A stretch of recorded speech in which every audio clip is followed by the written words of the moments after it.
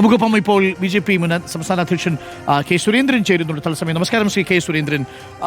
ഇപ്പോൾ ഹൈക്കോടതിയുടെ മേൽനോട്ടത്തിലുള്ള ഒരു അന്വേഷണമാണ് നടക്കുന്നത്. ആ അന്വേഷണത്തിൽ ഹൈക്കോടതി പൂർണ്ണ തൃപ്തി പ്രകടിപ്പിച്ചിട്ടുണ്ട്. അതിന് തൊട്ടു പിന്നാലെയാണ് ഇപ്പോൾ തന്ത്രിയുടെ അറസ്റ്റ്. അതിനിടയിൽ BJP വിഷയത്തിലൊരു പക്ഷം ചേർന്നിരിക്കുകയാണ്. ഇന്നിപ്പോൾ രാജീവ് ചന്ദ്രശേഖർ പറഞ്ഞത് SITയിൽ വിശ്വാസമില്ല, മന്ത്രിയെ ചോദ്യം ചെയ്ത ശേഷം വെറുതെ വിടുകയല്ല വേണ്ടത്, കൊള്ളയ്ക്ക് പിന്നിൽ ആരുടെ ഗൂഢാലോചന എന്നതാണ് ചോദ്യം. തന്ത്രിയുടെ അറസ്റ്റ് നിയമപ്രകാരം നടക്കട്ടെ എന്ന് പറയുമ്പോഴും തന്ത്രിക്കൊരു പിന്തുണ പ്രഖ്യാപിക്കുന്നുണ്ട്. ദേവസ്വം ബോർഡിന്റെ അംഗങ്ങൾക്കില്ലാത്ത പിന്തുണ BJP എന്തുകൊണ്ടാണ് തന്ത്രിക്ക് നൽകുന്നത് ഈ വിഷയത്തിൽ? അല്ല, തന്ത്രിക്ക് പിന്തുണ, ഒന്നാമത്തെ കാര്യം, ഇതിനകത്ത് ഒരു കൺഫ്യൂഷനും ഇല്ല. ഞങ്ങളുടെ പോയിന്റ് ആദ്യം മുതലേ തന്നെ ഈ കേസിലെ പ്രധാന പ്രതിയായിട്ടുള്ള ഉണ്ണികൃഷ്ണൻ പോറ്റി മൊഴി നൽകിയ സുപ്രധാന രാഷ്ട്രീയ കേന്ദ്രങ്ങളിലേക്ക് പോലീസ് പോകുന്നില്ല എന്നുള്ളതാണ്. ഉദാഹരണത്തിന് ഈ തന്ത്രി ഇപ്പോൾ അവിടുത്തെ ദേവസ്വം ട്രഷേഴ്സിൻ്റെ എല്ലാം കസ്റ്റോഡിയൻ അല്ല. അവിടുത്തെ വിലപിടിപ്പുള്ള രത്നങ്ങളും വൈരങ്ങളും അതുപോലെ സ്വർണവും അതുപോലുള്ള കാര്യങ്ങളുടെ കസ്റ്റോഡിയൻ അല്ല തന്ത്രി. തന്ത്രി അവിടുത്തെ ആചാരങ്ങളും അനുഷ്ഠാനങ്ങളും മറ്റു കാര്യങ്ങളിലും മാത്രമാണ് കസ്റ്റോഡിയൻ ആയിട്ടുള്ളത്. തന്ത്രിയെ അറസ്റ്റ് ചെയ്ത് റിമാൻഡ് റിപ്പോർട്ട് കൊടുത്തതിൽ ഇപ്പോൾ 120B തന്ത്രിക്കെതിരെ എടുത്തിരിക്കുന്നു. 120B എടുക്കുമ്പോൾ വാട്ട് ഈസ് ദ മോട്ടീവ് എന്നുള്ളൊരു പ്രധാനപ്പെട്ട പ്രശ്നമുണ്ട്. അദ്ദേഹത്തിന് പേഴ്സണലി സാമ്പത്തികമായി എന്തെങ്കിലും ബെനിഫിറ്റ് കിട്ടിയെന്ന് റിമാൻഡ് റിപ്പോർട്ടിൽ അവർ പറയുന്നേ ഇല്ല. മറ്റൊന്ന്, ആചാരങ്ങൾ ലംഘിച്ചോ അല്ലെങ്കിൽ ആ തരത്തിലുള്ള കാര്യങ്ങളാണ് പറയുന്നിരിക്കുന്നത്. അത് പിന്നെ ഇദ്ദേഹം അറിഞ്ഞിട്ടും മിണ്ടിയില്ല എന്നൊക്കെ പറഞ്ഞാൽ ദേവസ്വം ബോർഡ് അറിഞ്ഞുകൊണ്ട് തന്നെയാണല്ലോ ഈ സ്വർണ്ണപ്പാളിയെല്ലാം കൊണ്ടുവരിക്കുന്നത്. ദേവസ്വം ബോർഡിൻ്റെ തീരുമാനമാണ് അവിടെ നടപ്പായത്. ഒരുപക്ഷെ വേണമെങ്കിൽ തന്ത്രി അതിനെ എതിർത്തില്ല എന്ന് നിങ്ങൾക്ക് വാദത്തിന് വേണ്ടി സമ്മതിക്കാം. പക്ഷെ അപ്പോഴും പ്രധാനപ്പെട്ട ചോദ്യം എന്തുകൊണ്ട് കടകംപള്ളിയിലേക്കും പ്രശാന്തിലേക്കും ഇത് പോയില്ല എന്നുള്ളതാണ്. കടകംപള്ളി സുരേന്ദ്രനെ കുറിച്ചുള്ള മൊഴി ആദ്യ ദിവസം മുതലേ നമ്മൾ കേൾക്കുന്നതാണ്. SITക്ക് കിട്ടിയതാണ്. നിങ്ങളുൾപ്പെടെ എല്ലാ മാധ്യമങ്ങളും കടകംപള്ളിയെ വരിഞ്ഞു മുറുക്കിയതാണ്. പക്ഷേ അവിടേക്ക് അന്വേഷണം പോകുന്നില്ല. അദ്ദേഹത്തെ ചോദ്യം ചെയ്തു, വിട്ടയച്ചു. പ്രശാന്തിൻ്റെ കാര്യത്തിലാണെങ്കിൽ ബഹുമാനപ്പെട്ട ഹൈക്കോടതി തന്നെ വ്യക്തമായിട്ട് ചോദിച്ചിട്ടുണ്ടായിരുന്നു, പ്രശാന്തിനെ എന്തുകൊണ്ട് അറസ്റ്റ് ചെയ്യുന്നില്ല. പ്രശാന്ത് ആദ്യം നടന്ന ക്രൈം എല്ലാം മനസ്സിലാക്കിയിട്ട്, അതായത് നേരത്തെ 2017 മുതൽ നടന്ന എല്ലാ കുറ്റങ്ങളും ദേവസ്വം വിജിലൻസിനും സർക്കാരിനും അറിയുന്ന കുറ്റങ്ങൾ തന്നെയാണ്. ആ കുറ്റങ്ങളെല്ലാം അറിയുന്ന ഒരാൾ റിപ്പീറ്റ് ചെയ്തിരിക്കുകയാണ് ആ ക്രൈം. അതായത് അദ്ദേഹത്തിന് തന്നെ വീണ്ടും സ്വർണ്ണപ്പാളികൾ കൊടുത്തയക്കുകയാണ്. അപ്പോൾ പ്രശാന്തിനെ അറസ്റ്റ് ചെയ്യാൻ തയ്യാറാവുന്നില്ല. മറ്റൊരു പ്രധാനപ്പെട്ട കാര്യം, സോണിയാഗാന്ധിയെ എന്തിന് ഉണ്ണികൃഷ്ണൻ പോറ്റിയും സ്വർണ്ണക്കള്ളക്കടത്തുകാരനും കണ്ടു എന്നുള്ളതാണ്. അത് ഉണ്ണികൃഷ്ണൻ പോറ്റി മാത്രം കണ്ടതാണെങ്കിൽ വേണമെങ്കിൽ ഒരു പ്രസാദം കൊടുത്തതായിട്ട് അതിനെ ന്യായീകരിക്കാവുന്നതേ ഉള്ളൂ. പക്ഷേ സ്വർണ്ണം വാങ്ങിയ ആളും ചെന്നിരിക്കുന്നു. രമേശ് ചെന്നിത്തല തന്നെ പറയുന്നത് ഇതൊരു നാച്ചുറൽ ഗോൾഡിൻ്റെ വിലയുമായി ബന്ധപ്പെട്ടൊരു അഴിമതിയല്ല. ഈ ഒരു ഗോൾഡ് വിറ്റിട്ട് എത്ര പൈസ ഉണ്ടാക്കി എന്ന് പറയുന്നതിൽ അർത്ഥമില്ല, നീതീകരണമില്ല. ഇതിൻ്റെ ആൻറ്റിക് വാല്യൂ ആണ്, ഇതിൻ്റെ പുരാവസ്തു മൂല്യമാണ് ഈ വിഗ്രഹങ്ങളെല്ലാം കൊണ്ടുപോകുന്നതിനും. അത് ഇൻ്റർനാഷണൽ മാർക്കറ്റിലാണ് വിറ്റത് എന്നും രമേശ് ചെന്നിത്തല തന്നെയാണ് ഒരു വ്യവസായി പറഞ്ഞത്. പക്ഷേ പിന്നീട് കോൺഗ്രസ് അതിൽ നിന്നും മലക്കം മറിഞ്ഞു.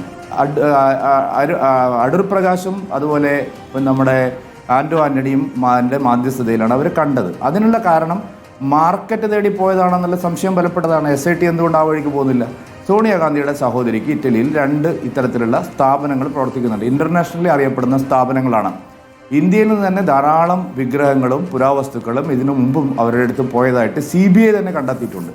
വാഡ്ര കേസിൽ CBI ഡൽഹി ഹൈക്കോടതിയിൽ സമർപ്പിച്ചിരിക്കുന്ന ഒരു അഫിഡവിറ്റിൽ അവർക്കെതിരെ കേസില്ല ഈ സ്ഥാപനത്തിനെതിരെ, പക്ഷേ ഈ സ്ഥാപനത്തെക്കുറിച്ച് പരാമർശിക്കുന്നുണ്ട്. SIT എന്തുകൊണ്ട് ആ വഴിക്ക് പോകുന്നില്ല? അപ്പോൾ ഇതെല്ലാം സംശയങ്ങൾ ഉളവാക്കുന്നുണ്ട്. ഇതൊരു ട്വിസ്റ്റ് ചെയ്യാനുള്ള ഒരു നീക്കമാണോ എന്നുള്ള സംശയം മാത്രമാണ് ഞങ്ങൾ ചോദിച്ചത്. കാരണം ഒറ്റ സംശയം, ഇതൊക്കെ ശരിയാണ്. ഈ പറഞ്ഞ ആളുകൾക്കെതിരെയൊക്കെ അന്വേഷണം പോകേണ്ടതാണ്, അത് അവിടെ ഇരിക്കട്ടെ. അന്വേഷണം ഇപ്പോഴും തുടരുന്നൊരു സ്ഥിതിയാണല്ലോ. പക്ഷേ തന്ത്രിയെ അറസ്റ്റ് ചെയ്തത് തെറ്റാണ് എന്ന ഒരു നിലപാട് BJPക്ക് ഉണ്ടോ?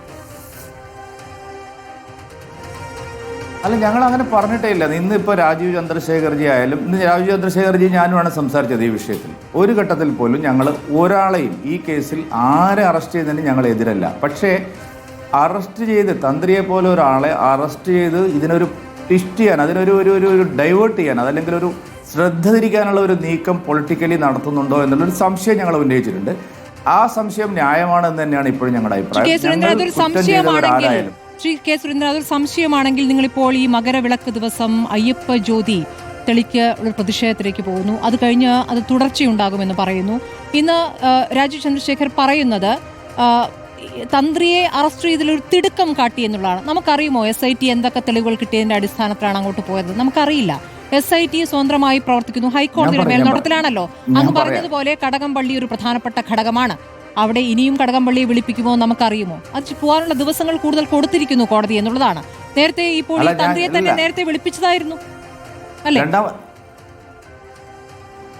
രണ്ടാമത്തെ കാര്യം, ഇതിലൊരു കാര്യം ഞാൻ മറുപടി പറയാം. അതായത് ഈ മകരജ്യോതിയുടെ ദിവസം, പിന്നെ ഈ മകരജ്യോതി ദിവസം ദീപം തെളിയിക്കുക എന്നുള്ളത് ഞങ്ങൾ നേരത്തെ കഴിഞ്ഞ ദിവസം 6 ദിവസം മുമ്പ് ഞങ്ങൾ നടന്ന കോർ ഗ്രൂപ്പ് യോഗത്തിൽ ഞങ്ങൾ തീരുമാനിച്ച ഒരു പരിപാടിയാണ്. അത് തന്ത്രിയുടെ അറസ്റ്റുമായി ബന്ധപ്പെട്ടല്ല. ശബരിമല സമരം തുടർച്ചയായിട്ട് നീട്ടിക്കൊണ്ടുപോയി ലോജിക്കൽ എൻഡിലെത്തുന്നത് വരെ ഈ സമരം വേണമെന്ന് ഞങ്ങൾ പാർട്ടി പൊളിറ്റിക്കലി തീരുമാനിച്ച കാര്യമാണ്. അതാണ് 14-ാം തീയതി നടത്തുന്ന മകരജ്യോതി. അത് കഴിഞ്ഞ ദിവസങ്ങളിൽ മകരജ്യോതിയല്ല, അത് വരുന്ന ദിവസങ്ങളിൽ അതുമായി ബന്ധപ്പെട്ട നിരന്തര സമരങ്ങളാണ് ഞങ്ങൾ പ്ലാൻ ചെയ്തിരിക്കുന്നത്. അതും തന്ത്രിയുടെ അറസ്റ്റുമായിട്ട് യാതൊരു ബന്ധവുമില്ല. ഞങ്ങൾ ചോദിച്ച ഒരേ ഒരു കാര്യം, റിമാൻഡ് റിപ്പോർട്ടിൽ എന്താണ് തന്ത്രിയുടെ ബന്ധത്തെ സംബന്ധിച്ച് സൂചിപ്പിക്കുന്നത്? മറ്റെല്ലാ പ്രതികളുടെയും റിമാൻഡ് റിപ്പോർട്ടിൽ വ്യക്തമായ ചില കാര്യങ്ങൾ, സബ്സ്റ്റാൻഷിയേറ്റ് ചെയ്യാൻ കഴിയുന്ന കുറേ കാര്യങ്ങൾ അവർ പറഞ്ഞിട്ടുണ്ട്. ഇവിടെ അവർ ആചാര ലംഘനത്തെക്കുറിച്ചും അതുപോലെ തന്നെ പിന്നെ എല്ലാം അറിഞ്ഞിട്ടും മിണ്ടാതിരുന്നു എന്നുള്ള 2 പോയിന്റ് മാത്രമാണ് അവർ പറഞ്ഞിരിക്കുന്നത്. രണ്ടും വാലിഡ് ആണെന്ന് വേണമെങ്കിൽ പറയാം. പക്ഷേ 120B ഈ ഗൂഢാലോചന നടത്തിയത് തന്ത്രിയാണ് എന്ന് പറയാൻ ഇപ്പോൾ SIT പ്രേരിപ്പിച്ചത് എന്താണ്? ഇനി അറസ്റ്റ് ചെയ്ത് സംഭവിച്ച ഒരു കാര്യമില്ല. അറസ്റ്റ് ചെയ്ത് അദ്ദേഹത്തിന് ജാമ്യം കിട്ടാവുന്ന വകുപ്പുകളെ എനിക്ക് തോന്നുന്നു അതിലുള്ളൂ എന്നുള്ളതാണ്. കാരണം നല്ലൊരു വക്കീൽ വാദിച്ചു കഴിഞ്ഞാൽ തന്ത്രി സുഖമായിട്ട് പുറത്തു വരുമെന്ന് തന്നെയാണ് ഞാനൊരു ഒരു രാഷ്ട്രീയ വിദ്യാർത്ഥി എന്നുള്ളതല്ല ഇപ്പോഴും കണക്കാക്കുന്നത്. അല്ല, അപ്പോൾ തന്ത്രി സുഖമായി പുറത്തു വരും എന്ന് പറയുമ്പോൾ ശ്രീ സുരേന്ദ്രൻ, തന്ത്രി തെറ്റ് ചെയ്തിട്ടില്ല എന്നൊരു ബയസ് താങ്കൾക്കുള്ളത് പോലെ തോന്നുന്നല്ലോ. തൊട്ടുമുമ്പ് പറഞ്ഞത് ഇക്കാര്യത്തിൽ നിലപാട് പറയുന്നില്ല. ഈ പറയുന്ന തന്ത്രിനെ അറസ്റ്റ് ചെയ്തതുമായി ബന്ധപ്പെട്ട ഒരു കാര്യത്തിനകത്ത് BJPയുടെ നിലപാട് എന്താണ്? ഞാൻ പറഞ്ഞല്ലോ, ഞാനത് കൃത്യമായിട്ട് ഞങ്ങൾ പറഞ്ഞല്ലോ. തന്ത്രിയെ അറസ്റ്റ് ചെയ്തതിൽ ഞങ്ങളാരും പ്രതിഷേധം രേഖപ്പെടുത്തിയിട്ടില്ല. പക്ഷേ ഇതൊരു തന്ത്രമാണെങ്കിൽ അത് ശരിയല്ല എന്നുള്ള ഞങ്ങൾ പറഞ്ഞിരിക്കുന്നത്. തന്ത്രിയെ അറസ്റ്റ് ചെയ്ത് പ്രശ്നത്തിൽ ശ്രദ്ധ തിരിക്കാനുള്ള ഒരു തന്ത്രമാണോ? തന്ത്രിയുടെ വീട്ടിലേക്ക് സന്ദീപ് വാചസ്പതി അല്ല, അതിപ്പോ ഒരാൾ അറസ്റ്റിലായി കഴിഞ്ഞാൽ അടുത്തുള്ള ആള് അതിലെന്തിരി? സന്ദീപ് വാചസ്പതിയുടെ തൊട്ടടുത്തുള്ള ആളല്ലേ സ്മൃതി? ഇതെന്ത് ചോദ്യമാണ് ചോദിക്കുന്നത്? സന്ദീപ് വാചസ്പതി ആലപ്പുഴക്കാരനാണ്, ആല പഞ്ചായത്തുകാരനാണ്, ചെങ്ങന്നൂരിന് വളരെ അടുത്തുള്ളതാണ്. തന്ത്രി താഴമൺ കുടുംബമായിട്ട് വളരെ അടുത്ത ബന്ധമുള്ള ഒരാളാണ്. അതൊരു പേഴ്സണലായിട്ട് ഒരാൾ പോകുന്നതിൽ എന്തും അത് BJP തമ്മിൽ എന്താണ് ബന്ധമുള്ളത്? പ്രശ്നം എന്തുകൊണ്ട് അങ്ങ് പറഞ്ഞതിലെ ഒരു പോയിന്റ് വളരെ കൃത്യമാണ്. കാരണം ഇതിൽ സാമ്പത്തിക ലാഭം ഉണ്ടാക്കി എന്നുള്ള ഒരു വിമർശനമോ ഒരു നിരീക്ഷണമോ നമ്മുടെ റിമാൻഡ് റിപ്പോർട്ടിലുമില്ല, അറസ്റ്റ് റിപ്പോർട്ടിലുമില്ല. അത് പത്മകുമാറിനെതിരെയുമില്ല, വാസുവിനെതിരെയുമില്ല. 1ഉം 9ഉം പ്രതികൾ മാത്രമാണ് നിലവിൽ സാമ്പത്തിക ലാഭം ഉണ്ടാക്കിയിട്ടുള്ളത്. അതായത് ഗോവർദ്ധൻ റോദം ജ്വല്ലറി ഉടമയും ഒപ്പം തന്നെ ഉണ്ണികൃഷ്ണൻ പൊറ്റിയും. ഇതിൽ ഈ ഗോവർദ്ധന്റെ ജ്വല്ലറിയിൽ പൂജ നടത്തിയിരിക്കുന്നത് മഹേഷ് മോഹൻ കണ്ഠരാണ്. ആ മഹേഷ് മോഹൻ കണ്ഠർ ഉണ്ണികൃഷ്ണൻ പൊറ്റി പറഞ്ഞിട്ടാണ് താൻ അവിടെ പോയതെന്ന് പറയുക കൂടി ചെയ്തിരിക്കുന്നു. അപ്പോൾ ഇത് രാജീവ് കണ്ഠരിൽ മാത്രം നിന്നാൽ മതിയോ എന്നുള്ളതാണ് എന്റെ ചോദ്യം. കൊള്ളയുടെ സ്വർണ്ണ മുതൽ കണ്ടെത്തിയിരിക്കുന്ന തത്തുല്യമായ തുക കണ്ടെത്തിയിരിക്കുന്ന സ്വർണം കണ്ടെത്തിയിരിക്കുന്ന ഗോവർദ്ധന്റെ ജ്വല്ലറിയിൽ പൂജ നടത്തുമ്പോൾ ആ പൂജ നടത്തിയതിനെ സംശയത്തോടു കൂടി കാണണ്ടേ? അല്ല, അതൊക്കെ ശരിയാണ്. ഞാൻ പറഞ്ഞപ്പോൾ ഒരാൾ ഒരു തന്ത്രി അല്ലെങ്കിൽ ഒരു പൂജാരി അവിടെ പൂജയ്ക്ക് പോകുന്നു. ഇപ്പോൾ ഉദാഹരണത്തിന് നമ്മുടെ നടൻ ജയറാമിൻ്റെ വീട്ടിൽ ഈ പിന്നെ ദ്വാരപാലക ശില്പങ്ങൾ കൊണ്ടുവച്ചിട്ട് അദ്ദേഹത്തിൻ്റെ പൂജാമുറിയിൽ ഒരു പൂജ നടന്നിട്ടുണ്ട്. ഇതൊക്കെ ഉണ്ണികൃഷ്ണൻ പോറ്റി നടത്തിയിട്ടുള്ള വളരെ എന്താ പറയുക, വളരെ വിദഗ്ധമായിട്ടുള്ള ചില തട്ടിപ്പുകളാണ്. അപ്പോൾ അതിലെല്ലാം ഇവർ പ്രതികളാണെന്ന് നമുക്ക് പറയാൻ പറ്റില്ല. ഒന്നാമത്തെ കാര്യം. രണ്ടാമത്തെ കാര്യം, നിങ്ങൾ പത്മകുമാറിനെയും വാസുവിനെയും പോലെ തന്ത്രിയെ കാണരുത്. പത്മകുമാറും വാസു എന്ന് പറഞ്ഞാൽ 2 പൊളിറ്റിക്കൽ ലീഡേഴ്സാണ്. അവർ നടപ്പാക്കിയിരിക്കുന്നത് ഒരു നിർദ്ദേശമാണ് നടപ്പാക്കിയിരിക്കുന്നത്. അല്ലാതെ അവർ ഇതിൽ സ്വമേധയാ അവർ യാദൃശ്ചികമായിട്ട് പ്രതികളായതല്ല. അവർ ഈ കാര്യങ്ങളെല്ലാം ഗൂഢാലോചന നടത്തി എന്നുള്ളതും അവർ രാഷ്ട്രീയമായിട്ട് അത് CPM തന്നെ സമ്മതിച്ചാണ്. തെറ്റുപറ്റിയെന്ന് അവർ തന്നെ രാജു അബ്രഹാം തന്നെ പറഞ്ഞില്ലേ പത്മകുമാറിന് തെറ്റുപറ്റിയെന്ന് പറഞ്ഞാൽ വീഴ്ച ഉണ്ടായെന്നാണ് അവർ പറയുന്നത്. വീഴ്ചയല്ല, അവരുടെ നേതൃത്വത്തിലായിരുന്നു. അവരാണ് കസ്റ്റോഡിയൻ. ഇതെല്ലാം ഇളക്കി കൊണ്ടുപോകുന്നതിന് സ്വർണം ചെമ്പായിട്ട് പേര് മാറ്റിയിട്ട് സ്വർണത്തിൻ്റെ സാധനത്തിന് ചെമ്പാക്കി മാറ്റി എഴുതി കൊടുത്ത ആളാണ് പത്മകുമാർ. വാസു ആണെങ്കിൽ കമ്മീഷണറായിരിക്കുമ്പോഴും പ്രസിഡന്റ് ആയിരിക്കുമ്പോഴും ഇതിനെല്ലാം ഒത്താശയും ചെയ്തു എന്നുള്ളത് SITക്ക് ബോധ്യമായ കാര്യമാണ്. ഇനിയിപ്പോൾ ഇതെല്ലാം തന്ത്രിയുടെ ഗൂഢാലോചനയാണെന്ന് തന്നെ നിങ്ങൾ വിചാരിക്കാം. പക്ഷെ അപ്പോഴും തന്ത്രി എന്തിനു ഗൂഢാലോചന നടത്തി? അതൊരു പ്രധാനപ്പെട്ട ചോദ്യമല്ലേ. 120B പ്രൂവ് ചെയ്യുന്നത് എങ്ങനെയാണ്? ഞാൻ അദ്ദേഹം കോടതിയിൽ നിന്ന് വിട്ടുപോകുമെന്ന് പറഞ്ഞത് 120B ഒരാളുടെ പേരിൽ എടുക്കുമ്പോൾ തീർച്ചയായിട്ടും ഒരു കോൺസ്പിറസി പാർട്ട് ഒരാളുടെ പേരിൽ എടുക്കുമ്പോൾ ഒരു മോട്ടീവ് വളരെ ആവശ്യമാണ്. ആ മോട്ടീവ് എന്താണ്? പങ്കിട്ടെടുക്കലാണോ എന്ന് സംശയിക്കാമല്ലോ. ഇത് പങ്കിട്ടെടുക്കലാണോ എന്ന് സംശയിക്കാമല്ലോ. സംഘടിതമായ കൊള്ള. ഇതിൽ ഒറ്റ കാര്യം, അങ്ങ് പറയുന്ന ആചാരപരമായ അനുജ്ഞ എന്നൊരു കാര്യമുണ്ടല്ലോ, ദേവന്റെ അനുജ്ഞ. അത് ദേവന്റെ അനുജ്ഞയില്ലാതെ ഈ കാര്യങ്ങളൊന്നും ചെയ്യാൻ പറ്റില്ല. അത് രേഖാമൂലം അദ്ദേഹത്തിന് എതിർപ്പുണ്ടെങ്കിൽ, തന്ത്രിക്ക് എതിർപ്പുണ്ടെങ്കിൽ രേഖാമൂലം തന്നെ ദേവസ്വം ബോർഡിന് എഴുതി കൊടുക്കാം. ഇത് ദേവന്റെ അനുജ്ഞയ്ക്ക് എതിരാണ് എന്ന് എഴുതി കൊടുക്കാം. അത് അദ്ദേഹം ചെയ്തിട്ടില്ല, കണ്ടില്ലെന്ന് അടയ്ക്കുന്നു. ഈ വാതിൽപ്പാളികളുടെ കാര്യത്തിലാണെങ്കിൽ ഈ വാതിൽപ്പാളികളൊക്കെ അകത്തുനിന്ന് തുറക്കുന്ന രൂപത്തിലാണ് ശ്രീ സുരേന്ദ്രൻ. അത് അദ്ദേഹം അറിയാതെ ഈ പറയുന്ന ഉദ്യോഗസ്ഥർക്ക് അതിനകത്ത് സാന്നിധ്യം ഉണ്ടായിരുന്നു അവിടെ. അതായത് ഇളക്കുന്ന ദിവസവും തിരികെ കൊണ്ടുവന്ന് ഫിറ്റ് ചെയ്യുന്നിട്ടും ആചാര ലംഘനം അറിയിച്ചില്ല. അത് കറക്റ്റ്, ഞാൻ പറയാം. അനുജ്ഞ ഇപ്പോൾ ഈ കേസിൽ ഞാൻ പിന്നെ താഴെമാട് രാജീവ് കണ്ഠരരുടെ വക്കാലത്ത് എനിക്കില്ല. ഒരു കാര്യം, അനുജ്ഞ എന്ന് പറയുന്നത് ശരിയാണ്. അപ്പം അനുജ്ഞയ്ക്ക് എവിടെയാ FIR ഇന്ത്യൻ ശിക്ഷാ നിയമത്തിലോ പുതിയ ഭാരതീയ ന്യായ സംവിധാനത്തിലോ എന്താ ഉള്ളത് കേസെടുക്കാൻ? അനുജ്ഞയ്ക്കൊന്നും കേസെടുക്കാൻ പറ്റില്ല. ഞാൻ അതുകൊണ്ടാണ് പറഞ്ഞത്. അല്ലാണ്ട് ഇദ്ദേഹം എളുപ്പത്തിൽ പിന്നെ രക്ഷപ്പെട്ടു പോകുന്നു ഞാൻ പറഞ്ഞതിൻ്റെ കാരണം, അനുജ്ഞയ്ക്കോ ആചാര ലംഘനത്തിനോ ഇന്ത്യൻ ശിക്ഷാ നിയമത്തിൽ നിങ്ങൾ ഒരാളെ പിടിച്ചകത്തിടാനുള്ള വകുപ്പില്ല. രണ്ടാമത്തെ കാര്യം, എഴുതി കൊടുത്തില്ല എന്ന് പറഞ്ഞാൽ ദേവസ്വം ബോർഡ് എഴുതി കൊടുത്ത കാര്യമാണിത്. Devaswom board written as per അവരുടെ ഇതനുസരിച്ച് അവർ രേഖാമൂലം ചെയ്തിരിക്കുന്ന ഒരു കാര്യത്തിൽ പിന്നെ തന്ത്രിക്ക് എന്തെങ്കിലും ഇടപെടാനുണ്ടോ എന്ന് ചോദിച്ചു കഴിഞ്ഞാൽ തന്ത്രി ഇതിൻ്റെ ഒന്നും കസ്റ്റോഡിയൻ അല്ല. ഈ പറഞ്ഞ ഒറ്റ പോയിന്റ് നിൽക്കുള്ളൂ. ബാക്കി പങ്കിട്ടെടുത്തതാണോ അതൊക്കെ നമുക്ക് പിന്നീട് വരേണ്ട കാര്യങ്ങളാണ്. ഞാനിപ്പോൾ മുൻവിധിയോടുകൂടി ഒന്നും സംസാരിക്കാൻ ആഗ്രഹിക്കുന്നില്ല. BJP അങ്ങനെ പറഞ്ഞിട്ടില്ല. അനുജ്ഞയുടെയും ആചാര ലംഘനത്തിൻ്റെയും പേരിൽ ഒരാൾക്കെതിരെ 120B നിൽക്കില്ല എന്ന് മാത്രമാണ് ലീഗലി. അത് നിങ്ങൾക്ക് നിങ്ങളുടെ നിയമവിദഗ്ധന്മാരോട് ചോദിച്ചാൽ അറിയാം. മാത്രമേ ഞങ്ങൾ പറഞ്ഞിട്ടുള്ളൂ. ചോദ്യം ഇതാണ്, ആചാര ലംഘനത്തിന്റെ കാര്യത്തിൽ ആചാര ലംഘനത്തിന്റെ കാര്യത്തിൽ കോടതിയിൽ കേസ് നിൽക്കില്ല, അത് ശരി. പക്ഷേ ആചാര ലംഘനം ഒരു പ്രധാനപ്പെട്ട വിഷയമാണ്. താഴമൺ കുടുംബം 2019 ശബരിമല സ്ത്രീ പ്രവേശന വർഷത്തിൽ ആചാര ലംഘനം ഒരു വലിയ വിവാദമായി ഉന്നയിക്കുകയും സമരത്തിന് പോലെ കുടുംബത്തിന് ആളുകൾ ഇറങ്ങിയതാണ്. ശുദ്ധികലശം നടത്തി. നടത്തി. അപ്പോൾ ഈ ആചാരത്തിൽ ഇത്രയും വലിയ ഒബ്സഷൻ ഉള്ള ഒരു വിഭാഗം അവരെന്തുകൊണ്ടാണ് ഇത്തവണ ആചാര ലംഘനം നടക്കുമ്പോൾ നോക്കി നിന്നത്? മാത്രമല്ല അതിനോടൊപ്പം കൂട്ടിച്ചേർത്ത ഒരു കാര്യം കൂടി ശ്രീ കെ സുരേന്ദ്രൻ, ഒരു ചോദ്യമായതുകൊണ്ട് ആ ആചാര ലംഘനം 2019 ആചാര ലംഘനം BJPക്ക് ഒരു വലിയ വിഷയമാവുകയും ഇപ്പോൾ ആചാര ലംഘനം നടന്നുവെന്ന് രേഖാമൂലം ഔദ്യോഗികമായിട്ട് ഒരിടത്തും രേഖപ്പെടുത്തിയിട്ടില്ല ആചാര ലംഘനം എന്നുള്ളത്. പക്ഷേ ഇപ്പോൾ ആചാര ലംഘനം നടക്കുമ്പോൾ BJP അതിൽ തന്ത്രിപക്ഷത്ത് നിൽക്കുന്നത് എന്തുകൊണ്ടാണ്? ഇല്ല. ആചാര ലംഘനത്തിൻ്റെ കാര്യത്തിൽ ഞങ്ങൾ അപ്പോഴും നിന്നിട്ടില്ല, ഇപ്പോഴും നിന്നില്ല. ഒരു കാര്യം, അന്ന് നടന്നതിൻ്റെ നിങ്ങൾ രേഖാമൂലം എഴുതി കൊടുത്തില്ല എന്നൊക്കെ പറയുന്നത് വെറുതെയാണ്. അന്ന് 2 ആക്ടിവിസ്റ്റുകൾ ശബരിമലയിൽ പോലീസിൻ്റെ സഹായത്തോടുകൂടി കയറിയെന്നും 18ാം പടിയിൽ അവർ ചവിട്ടിയെന്നും അവർ ദർശനം നടത്തിയെന്നും ആലോകരെ അറിയിച്ചത് മറ്റാരുമല്ല, അത് നമ്മുടെ മുഖ്യമന്ത്രി പിണറായി വിജയൻ തന്നെയാണ്. അപ്പോൾ അങ്ങനെയാണെങ്കിൽ ആചാര ലംഘനത്തിന് ആദ്യം കേസെടുക്കേണ്ടത് പിണറായി വിജയനെതിരെയാണ്. ഇവിടെ ഞാൻ BJPയോ തന്ത്രിയെ ഈ കാര്യത്തിൽ ന്യായീകരിച്ചിട്ടില്ല. പക്ഷേ ഒരു കാര്യം, ഈ തിടുക്കം എന്തുകൊണ്ട് കടകംപള്ളിയുടെ കാര്യത്തിൽ കണ്ടില്ല, എന്തുകൊണ്ട് പ്രശാന്തിൻ്റെ കാര്യത്തിൽ കണ്ടില്ല? ബഹുമാനപ്പെട്ട കേരള ഹൈക്കോടതി, ഞാൻ വേണമെങ്കിൽ വായിച്ചു തരാം നിങ്ങൾ കൊടുത്ത വാർത്ത. നിങ്ങൾ തന്നെ കൊടുത്ത വാർത്ത ഞാൻ വായിച്ചു തരാം, ഒറ്റ സെക്കൻഡ്. ബഹുമാനപ്പെട്ട കേരള ഹൈക്കോടതി പ്രശാന്തിൻ്റെ കാര്യത്തിൽ പറഞ്ഞ കാര്യം നിങ്ങൾ പലരും മറച്ചു വെക്കുകയാണ്. ഒറ്റ സെക്കൻഡ് ഞാൻ വായിച്ചു തരാം.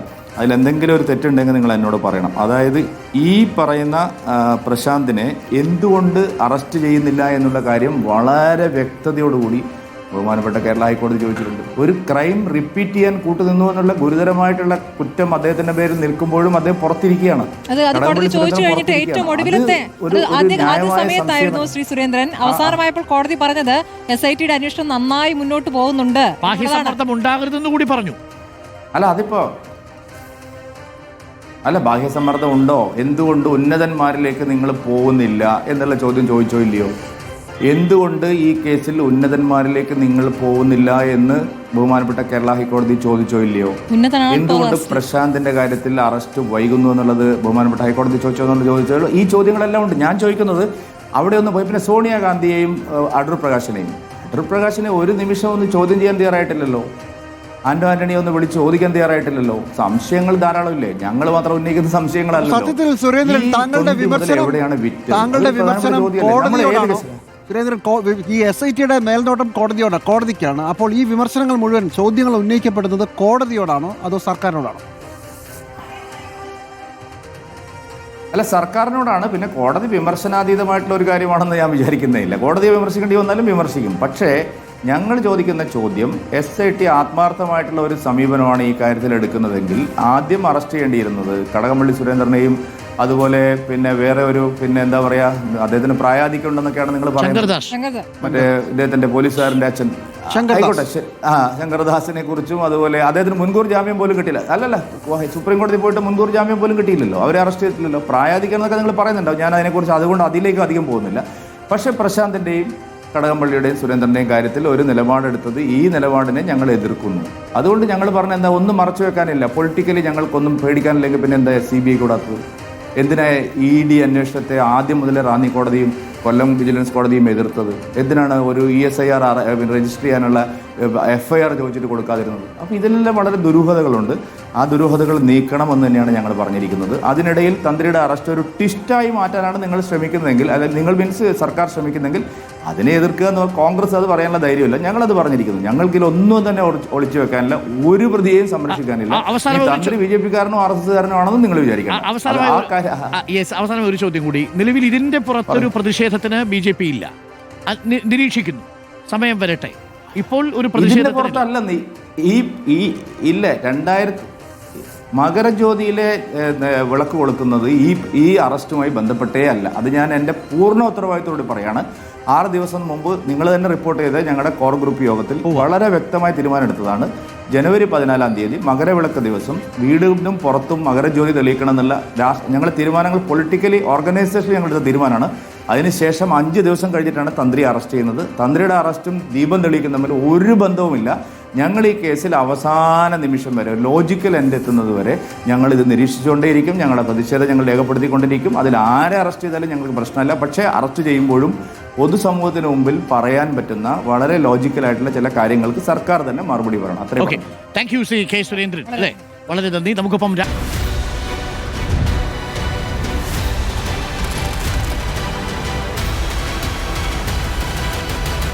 Debate with Dr. Arun Kumar.